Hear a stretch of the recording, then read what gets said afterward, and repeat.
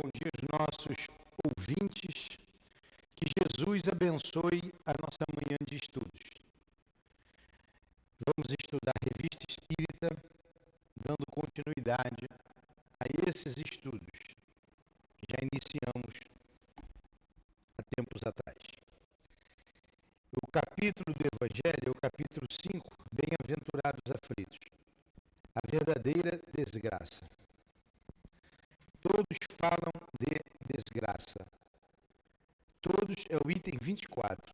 Todos já experimentaram e creem conhecer as suas múltiplas características. Eu venho vos dizer que quase todos se enganam e que a verdadeira desgraça não é de uma forma alguma o que os homens, isto é, os desgraçados, supõem.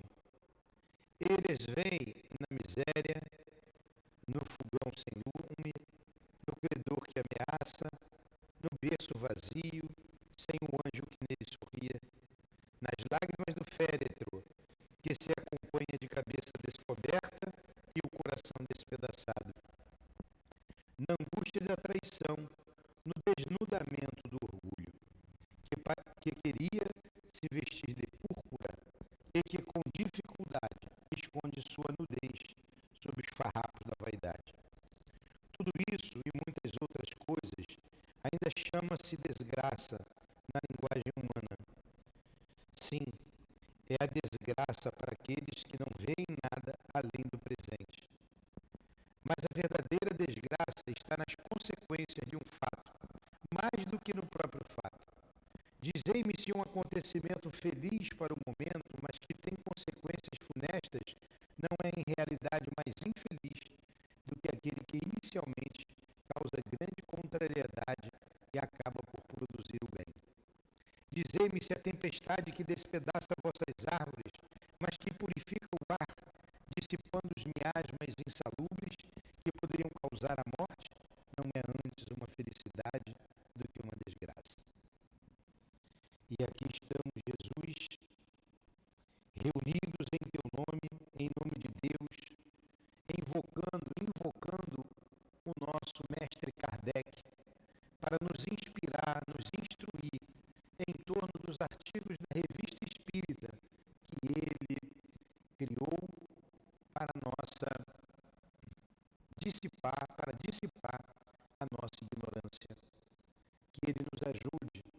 Pedimos a ele ajuda, pedimos a Leon Denis, que vários artigos escreveu e que deu continuidade à doutrina dos Espíritos.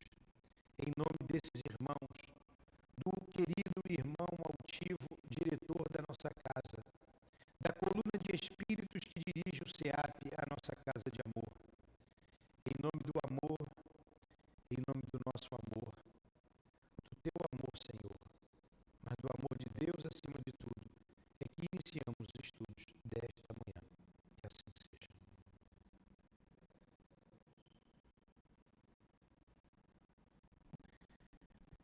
Então vamos lá. Estamos entrando na revista de julho, não é isso? Julho de 1856. É de julho não, tem um artigo ainda, o banquete magnético, né? Tem o último artigo da revista de junho, que tem como título Os Banquetes Magnéticos. Vamos lá. É o último artigo da revista.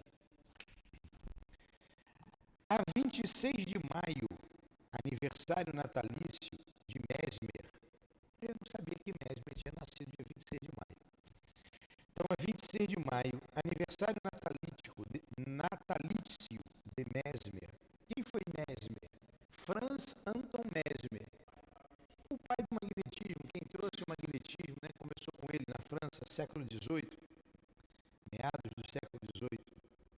Realizaram-se os dois banquetes anuais que reúnem o escol dos magnetizadores de Paris e os adeptos estrangeiros que a eles aderem.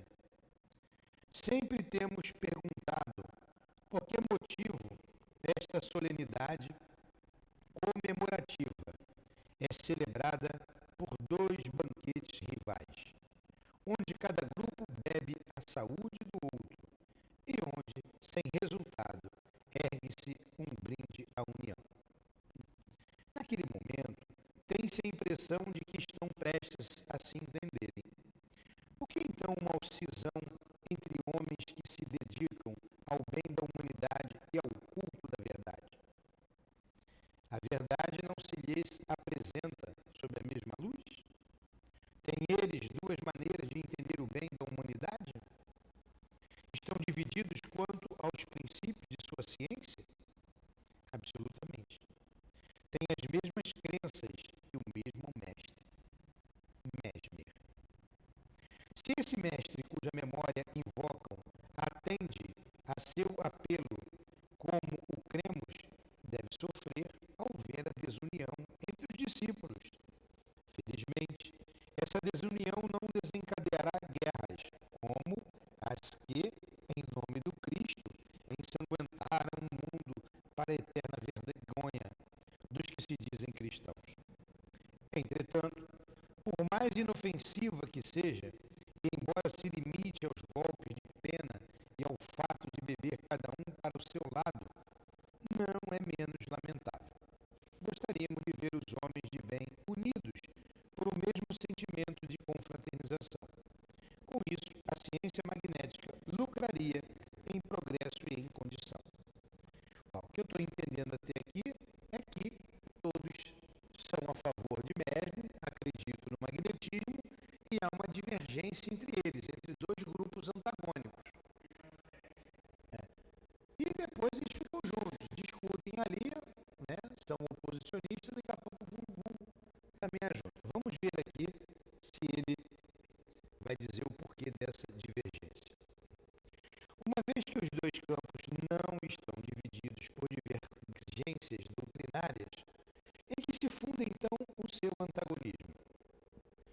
Não lhe podemos descobrir a causa, senão nas suscetibilidades inerentes à imperfeição de nossa natureza, das quais nem mesmo os homens superiores, por vezes, estão isentos.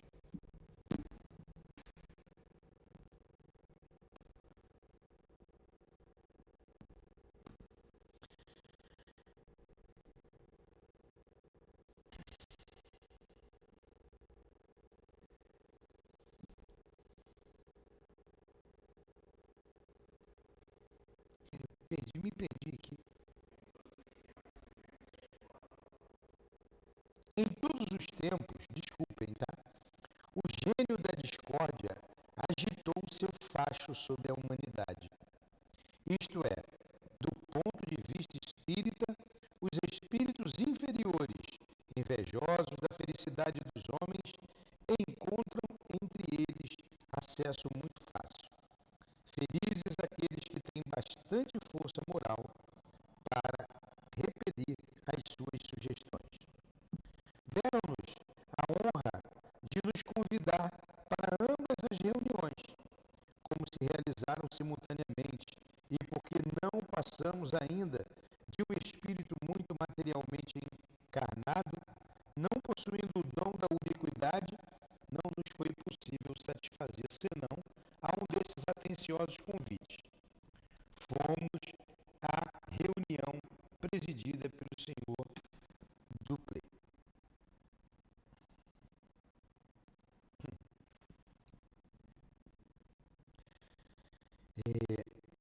É preciso dizer que ali os partidários do Espiritismo não constituem maioria.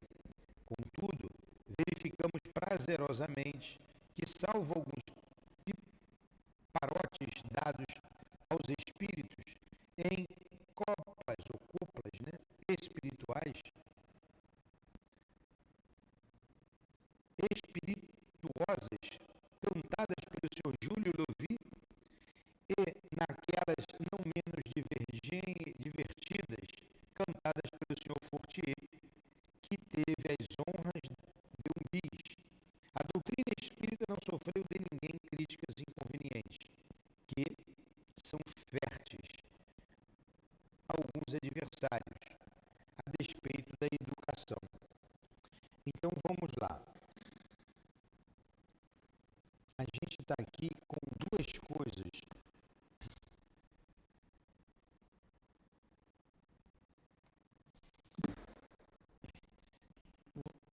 Vou ler de novo esse artigo aqui. Tá? Vamos lá. É preciso dizer que ali os partidários do espiritismo não constituem maioria. Quer dizer, entre esses antagonistas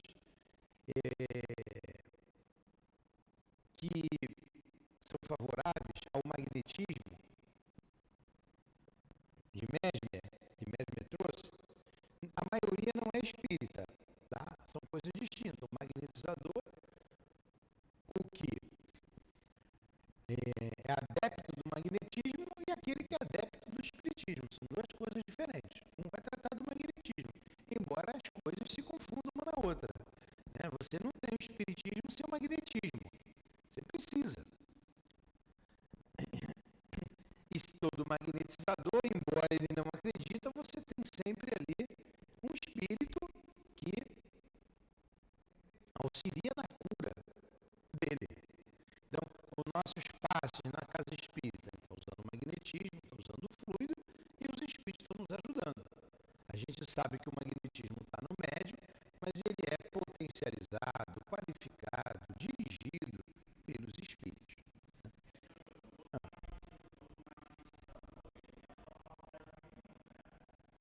Não necessariamente. Não necessariamente. Tá? Aí ele continua aqui. Contudo, verificamos prazerosamente que, salvo alguns piparotes devem ser pitáculos, né?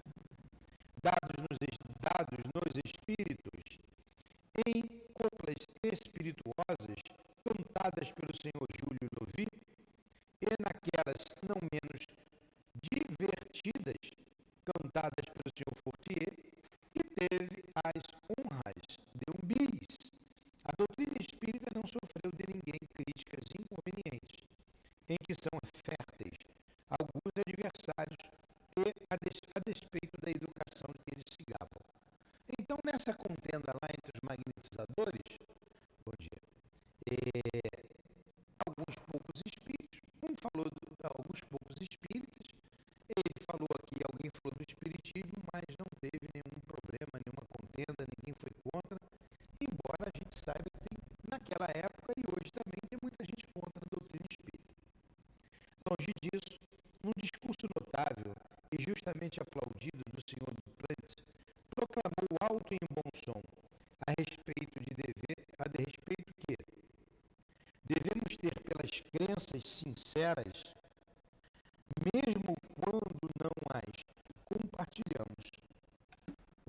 Esse meu óculos está com um problema, deixa eu trocar aqui. Longe disso, num discurso notável e justamente aplaudido, o doutor Duplantis proclamou alto e em bom som o respeito que devemos ter pelas crenças sinceras, mesmo quando não as compartilhamos.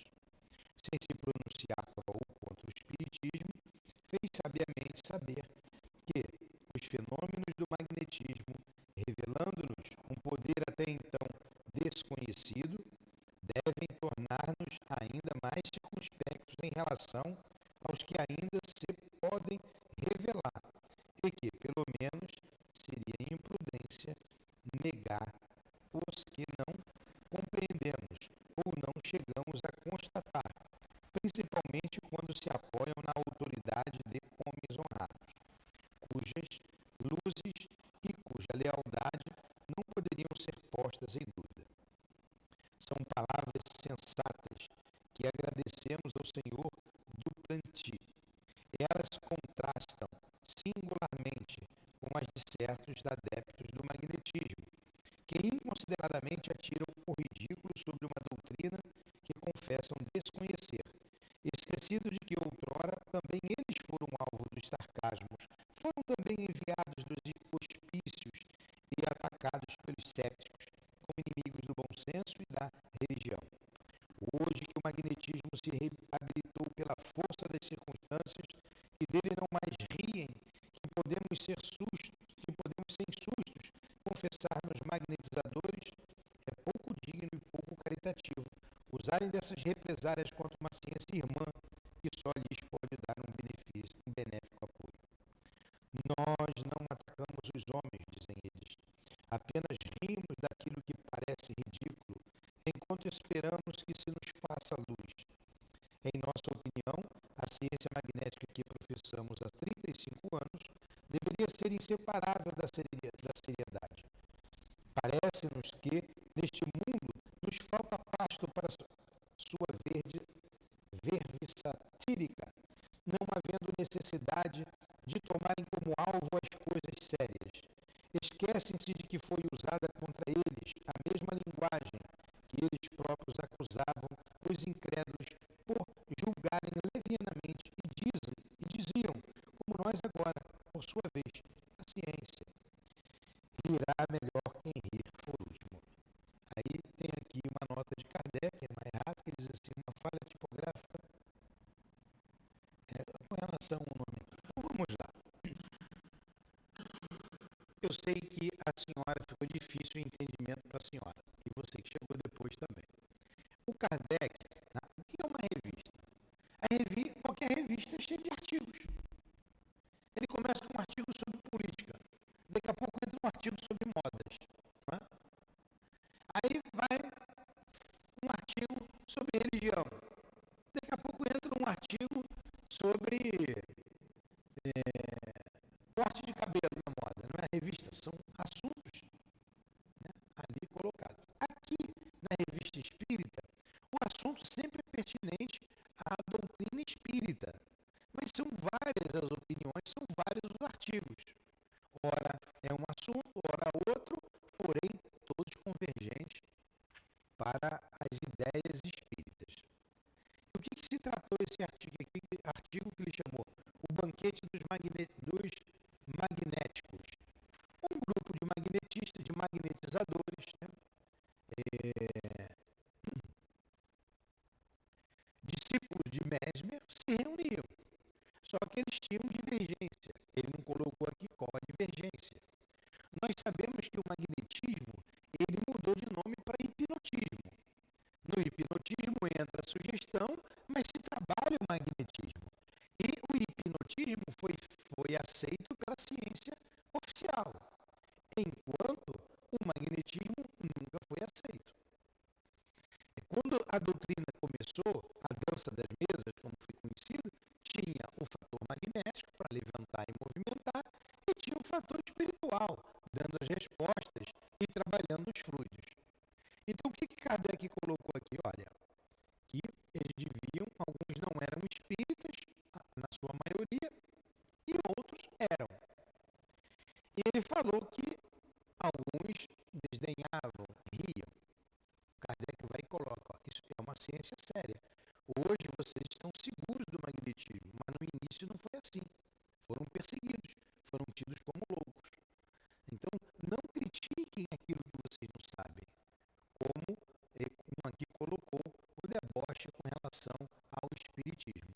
E o Kardec, aqui na Revista Espírita, ele assinala, eu que professo o magnetismo há 35 anos, está aqui na Revista Espírita. Eu não sei se tem lá na Obras Póstumas, olha aqui o que ele disse aqui, ó. Nós não atacamos os homens, dizem eles, o magnetismo. Atacando lá, cara. Apenas rimos daquilo que parece ridículo. Estão se referindo à doutrina espírita. Enquanto esperamos que nos faça luz. Em nossa opinião, a ciência magnética que professamos, aí entra Kardec, ó. Em nossa opinião, a ciência magnética que professamos há 35 anos, Kardec estudou muito magnetismo, ele conhecia o magnetismo. Deveria ser inseparável da seriedade. Parece-nos que neste mundo não falta pasto para sua verve satírica, não havendo necessidade de tomarem como alvo as coisas sérias. Esquecem-se, esses magnetizadores, dizendo Kardec, de que esquece-se de que foi usada o magnetismo contra eles mesmos, contra eles, a mesma linguagem que eles próprios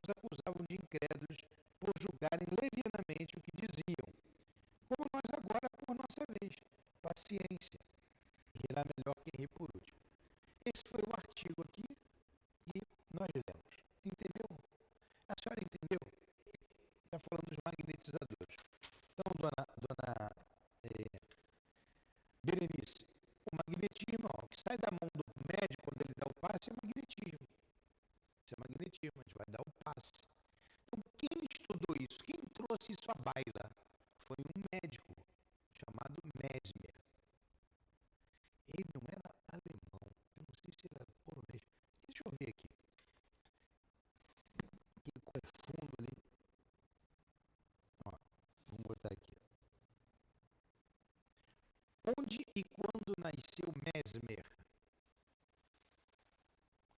Está aqui, Franz Anton Mesmer.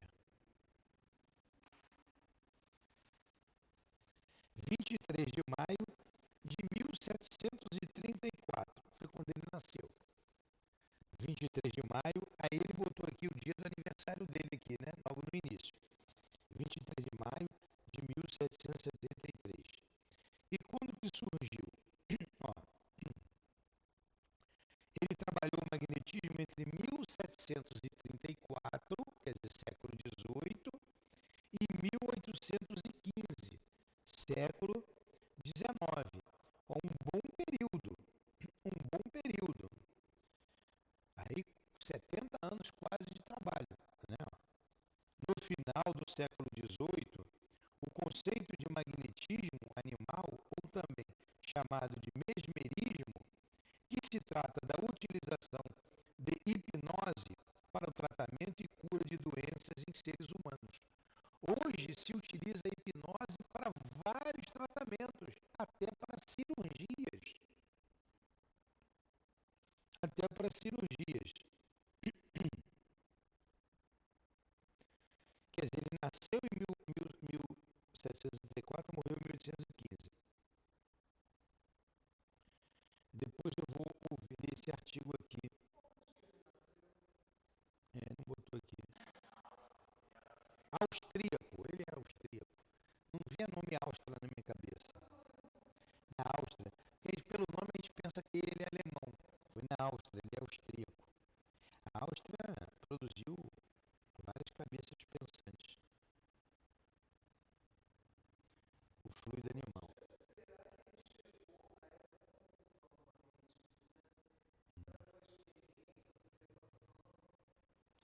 Vamos ver o que bota aqui.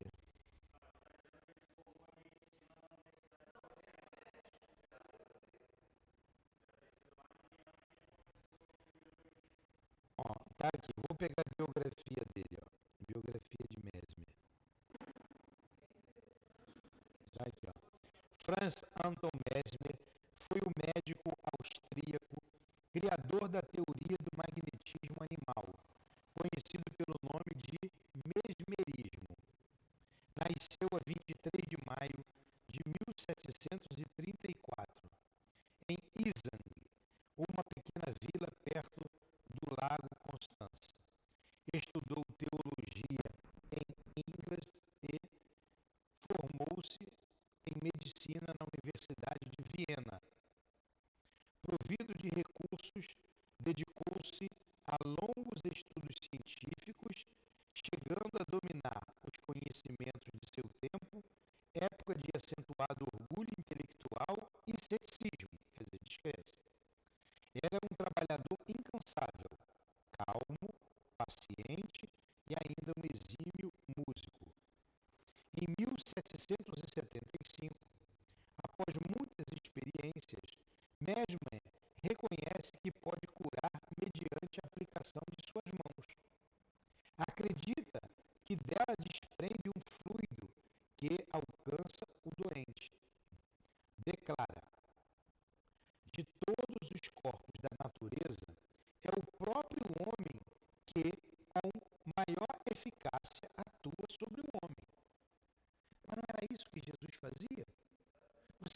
Mesmer trouxe para a gente um esclarecimento sobre as curas de Jesus, que até então era tido como milagre.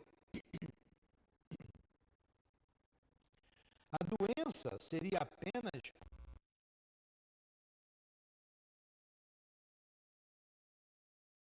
Mesmer, que nada cobrava dos tratamentos, preferia cuidar de distúrbios ligados ao sistema nervoso.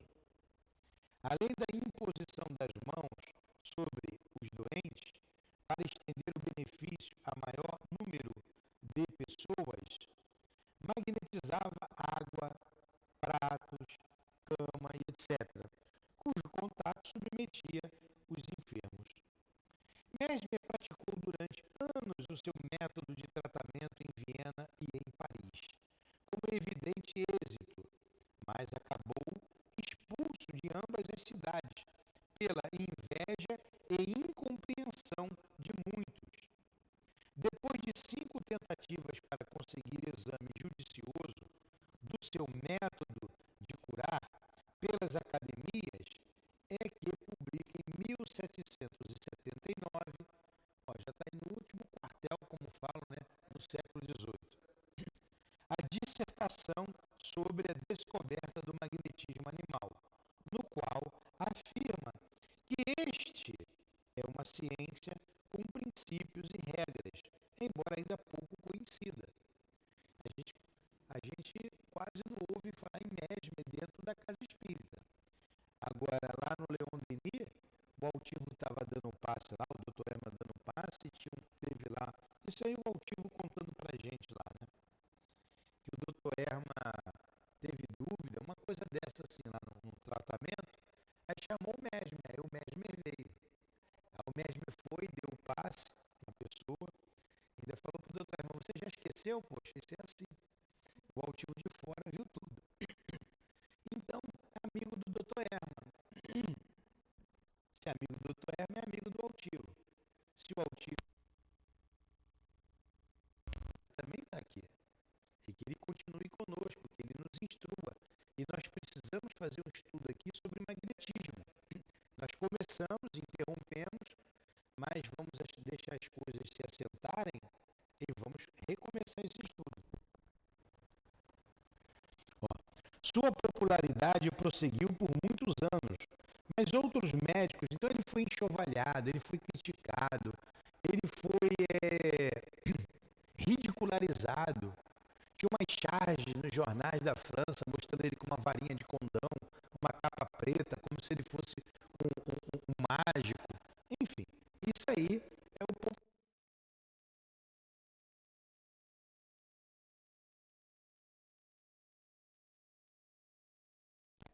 Os médicos, interesses dos médicos que com seu cientificismo e orgulho não aceitavam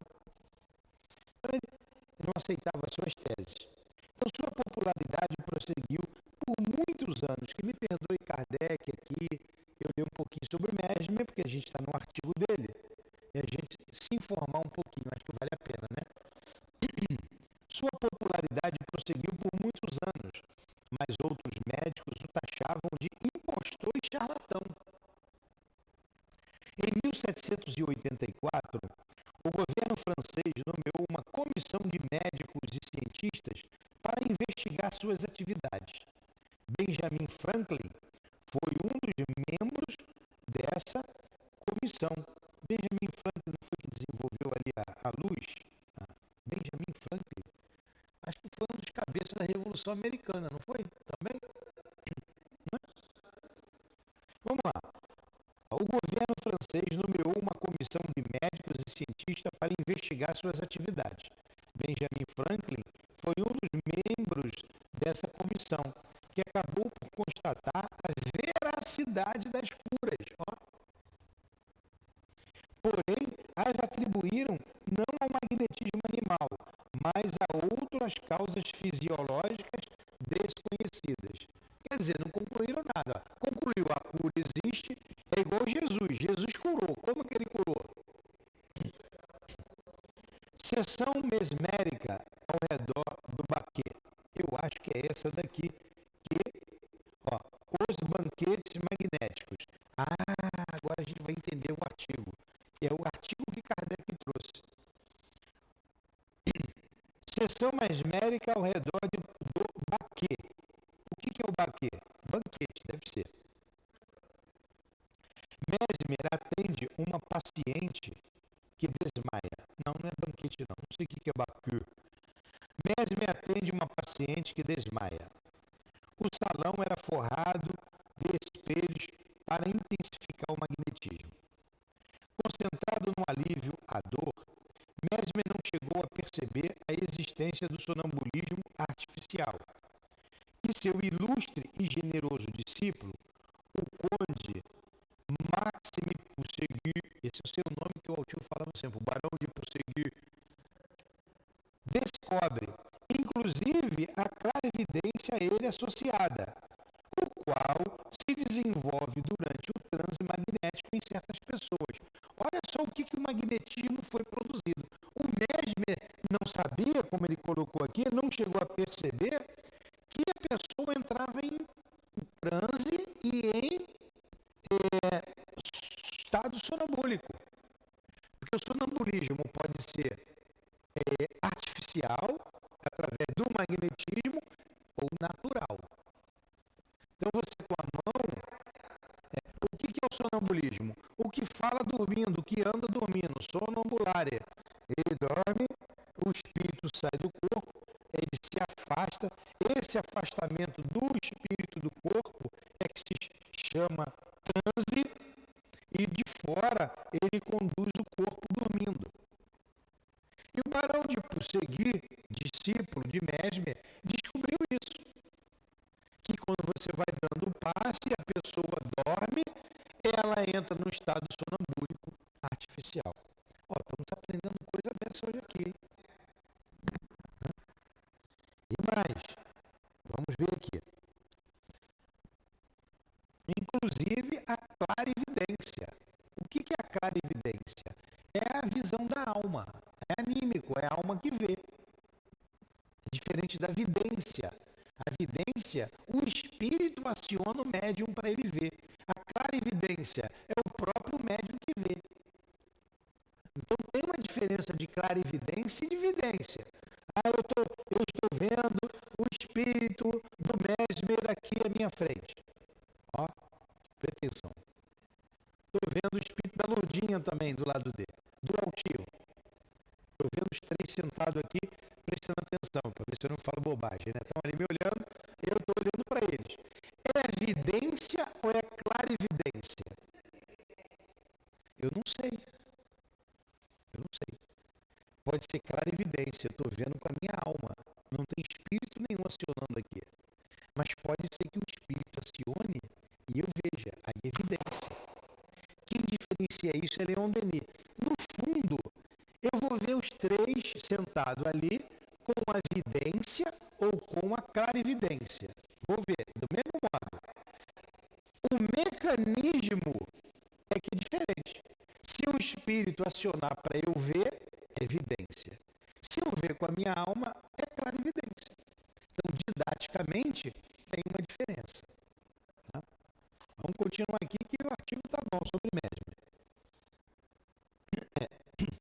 Em 1792, Mesmer vê-se forçado a retirar-se de Paris, vilipendiado, e instala-se em pequena cidade suíça, onde vive durante 20 anos, sempre servindo aos necessitados e sem nunca desanimar nem se queixar. Em 1812, já aos 78 anos, a Academia de Ciências de Berlim convida-o para prestar esclarecimentos, pois pretendia investigar o fundo magnetismo. Era tarde. Ele recusa o convite. A academia encarrega o professor Wolfart de enviar a entrevistá-lo. O depoimento desse professor é um dos mais belos a respeito do caridoso médico, ao que diz o professor. Encontrei-o dedicando-se ao hospital por ele mesmo escolhido. Acrescente-se a isso um tesouro de conhecimentos reais em todos os ramos da ciência, tais como dificilmente acumula um sábio, uma bondade imensa de coração que se revela em todo o seu ser, em suas palavras e ações, e uma força maravilhosa de sugestão sobre os enfermos. Quando entra a sugestão, entra o hipnotismo. Assim, foi Mesmer. Durante anos semeou a cura de enfermos, doando de seu próprio fluido vital, em atitude digna daqueles que se sacrificavam por amor ao seu trabalho e aos seus irmãos. Suas teorias atravessaram décadas e seu exemplo figura luminoso entre os missionários que, sob o açoite das críticas descabidas e as agressões da calúnia, passam incólume, escudado pelo dever retamente desempenhado. Seu nome jamais se desligará do vocábulo fluido, e sua vida valiosa pelos frutos que gerou jamais será esquecida por aqueles cuja honestidade de propósitos for o ornamento de seus espíritos. A sua obra foi decisiva para demonstrar a realidade da imposição das mãos como meio de alívio aos sofrimentos, tal como a utilizavam os primeiros cristãos da antiguidade e os espíritas atualmente. No início de 1814, ele regressou para Izane, sua terra natal, onde permaneceria os seus últimos dias até falecer em 5 de março de 1815. Mesmo então foi contemporâneo de Napoleão Bonaparte. Napoleão morreu em 1824, governou de 1804 a 1810 ou 9, por aí. Agora vocês vejam, esse grande homem, que até mesmo em alguns estudos em casa espírita, eu vi o detentor do estudo mostrando que ele era um charlatão, mas ele nunca foi um charlatão. Sempre foi o charlatão, era a pecha que os seus detratores falaram, tentaram manchar o seu nome. Agora, você não pode desassociar, por esse pequeno artigo que lemos, eu li uma outra obra que vem ao encontro de tudo que está dizendo aqui, por isso que eu li como verdadeiro isso aqui.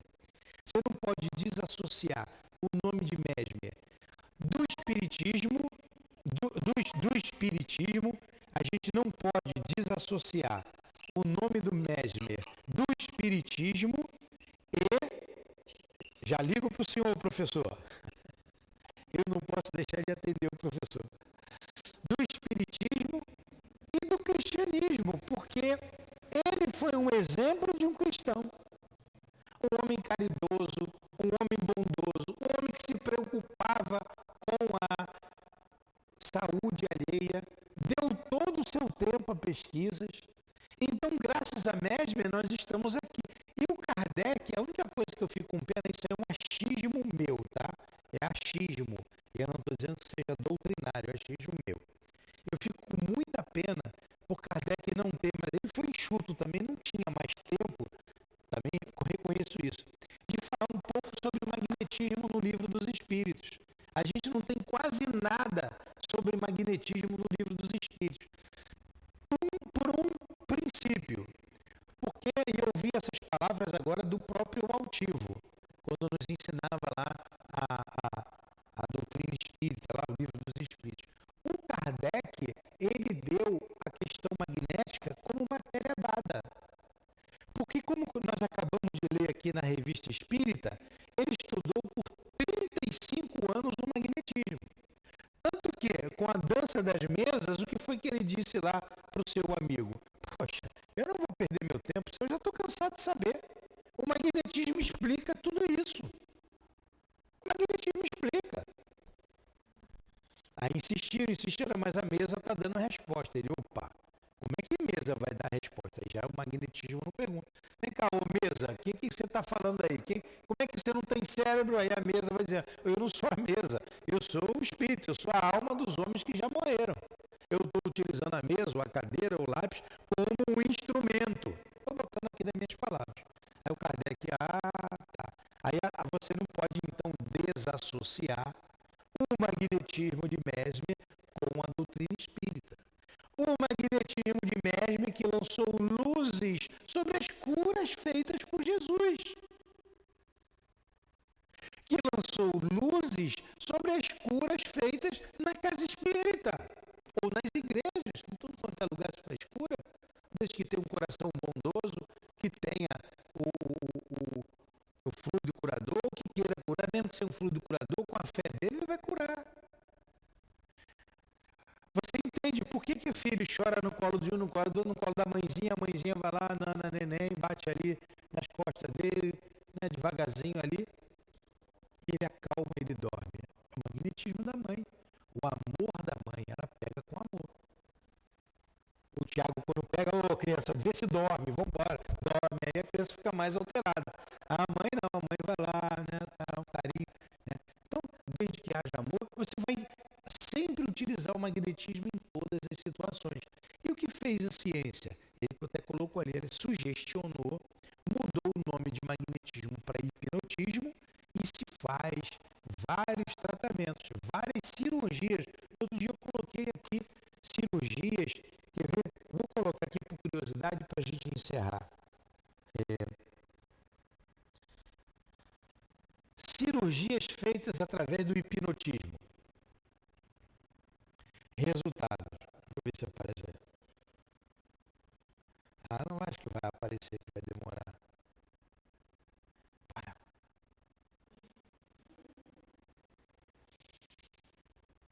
Ela vai dizer aqui como funciona. Mas são milhares, no outro dia eu vi aqui, vou demorar procurando, de cirurgias. Canal de dente, que tem gente que tem pavor de dentista, né? Eu sou um deles. Eu sou um deles. Agora, fazer canal com hipnotismo, ou com anestesia já é ruim, né? Você já fica ali. Então eu rezo antes pro dentista, peço ao anjo da guarda dele para ajudar a mãozinha dele, rezo pro meu, depois eu vou para a cadeira. Então, o hipnotismo faz canal, cura a cárie, trata a cárie, sem dar anestesia.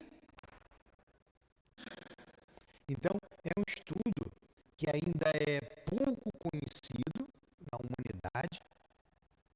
A gente usa na casa espírita com os passes, né? Sabemos da influência magnética que temos uns sobre os outros, mas também se estuda pouco na casa espírita, né? Ignorância nossa. Vamos ver se a gente aqui começa em breve. Nós já tínhamos começado, já temos material para isso, um estudo sobre o magnetismo.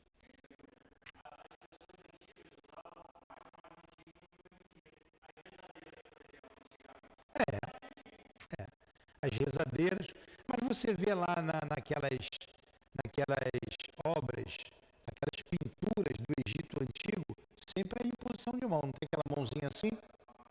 É magnetismo. Então isso é utilizado há milênios. Há milênios que isso é utilizado. Agora com Mesmer, quer dizer, século XVIII, que vem se descobrir a ação magnética. E o homem ainda duvida. Quantos médicos não aceitam a homeopatia? Quantos? Em princípio, indústria farmacêutica sentando o pau. Agora estão descobrindo que é uma fonte de renda. Então já tem várias farmácias, mas muitos médicos ainda não aceitam. Por interesse, por ignorância sempre, por interesse pessoal, não aceitam. Da mesma forma que quantos não aceitam a doutrina espírita, como colocou Kardec ali. Quantos não aceitam a comunicabilidade, a reencarnação. Então você vê um mundo intelectualizado, o planeta Terra, um mundo bastante intelectualizado, porém pouco moralizado. O homem desenvolve uma tecnologia interessantíssima e usa para matar. Usa para matar. E o drone, como é que é legal o drone? O cara bota bomba no drone para matar uma família, não é? Para matar uma família. Vamos encerrar então, minha gente. Vocês desculpem o barulho do telefone. Tem coisa muito importante para resolver hoje, para a Casa Espírita, para a nossa obra ali. Por isso que eu deixei ele aqui. Eu só não botei no vibrador, mas agora já está. Por isso eles me ligaram e eu deixei aqui do meu lado por isso. Então, muito obrigado pela presença de vocês. Muito obrigado Esber, receba a nossa gratidão, receba o nosso carinho, o nosso amor, onde quer que o Senhor se encontre. Muito obrigado pela sua árdua pesquisa, seu árduo trabalho. Muito obrigado. Se um dia algum de nós aqui foi contra ou falou contra, nos perdoe a ignorância. Que Deus te abençoe, que Jesus te abençoe. Muito obrigado ao Altivo, ao Dr. Erma, ao Baltazar, a todos vocês guias desta casa de amor, a Allan Kardec, o nosso mestre, responsável pela doutrina espírita e pelo estudo de hoje.